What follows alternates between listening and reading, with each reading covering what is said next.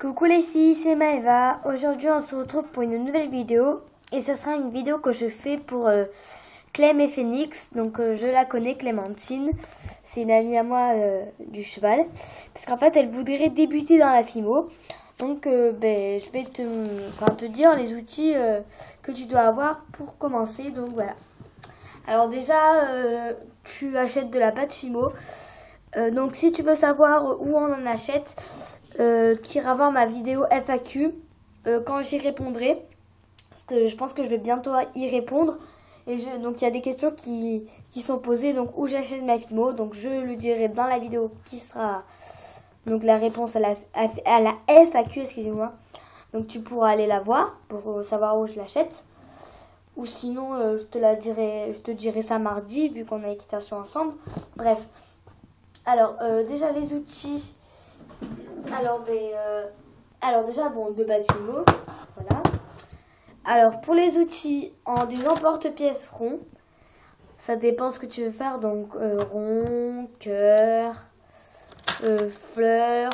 Enfin ça dépend ce que tu veux faire comme collier et tout ça. Voilà. Carré aussi.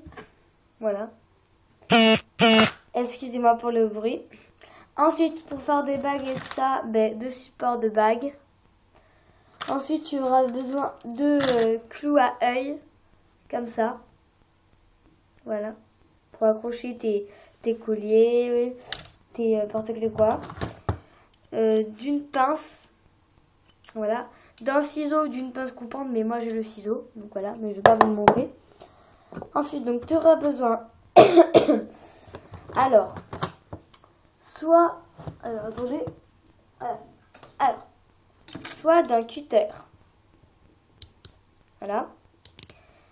Soit d'une lame. Voilà. Soit d'un couteau, mais sans dents. Il faut que ce soit sans dents. Tu vois, le couteau, il est sans dents. Voilà. Tu auras aussi besoin de cure-dents ou d'outils de modelage comme ça. Voilà. Moi, j'ai pris les outils de modelage, mais tu peux débuter par les cure-dents, c'est bien. Tu auras aussi besoin d'un rouleau. Ensuite, pour travailler la FIMO, tu prends une plaque de carrelage. Ou sinon, t'achètes des plaques comme ça, de verre ou quoi, enfin voilà quoi. Mais c'est pour travailler la FIMO. Voilà. Ensuite, donc voilà. Ensuite, tu auras besoin, excuse-moi, de vernis. Donc c'est du vernis exprès pour la FIMO. Donc si t'en as pas ou si t'en trouves pas ou quoi, enfin voilà. Tu peux prendre du vernis à ongles transparent, ça marche aussi. Donc voilà.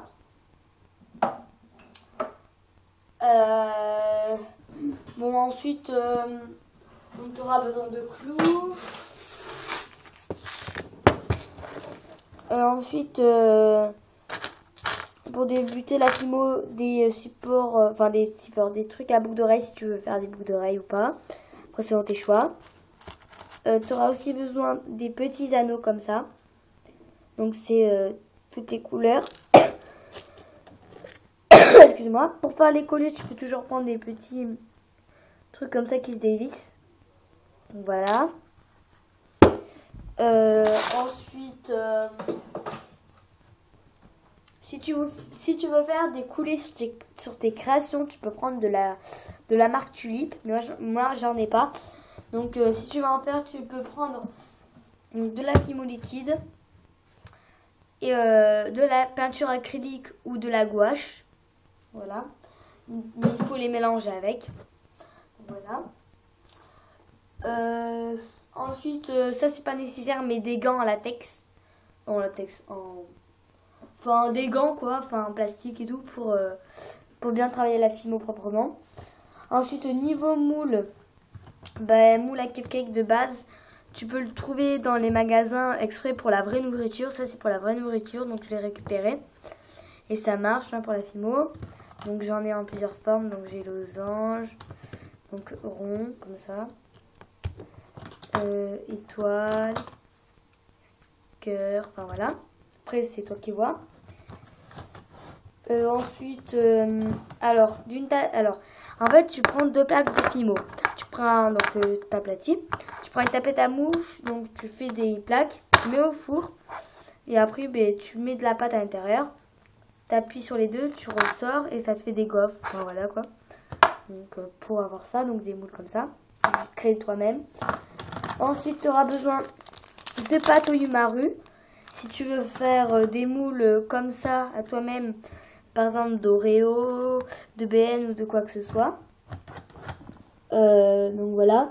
Si tu veux faire les effets croqués, alors soit tu prends un emporte-pièce fleur comme ça. Voilà. Soit tu prends une lame, pardon, comme ça exprès. Soit tu prends une paille, tout simplement. Voilà. Une paille. Je crois que je suis passée un peu partout. Ensuite,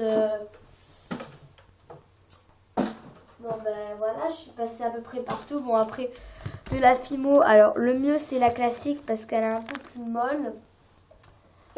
Donc la classique et la soft c'est le mieux. Donc, moi je préfère la soft quand même. Après tu peux prendre de l'effect ou quoi, donc c'est écrit là. Tu as les numéros en dessous. Donc bah voilà. Si tu cherches une couleur, tu cherches le numéro et puis voilà. Bon après, si tu veux faire par exemple des porte-clés, tu peux prendre des trucs à porte-clés exprès. Voilà.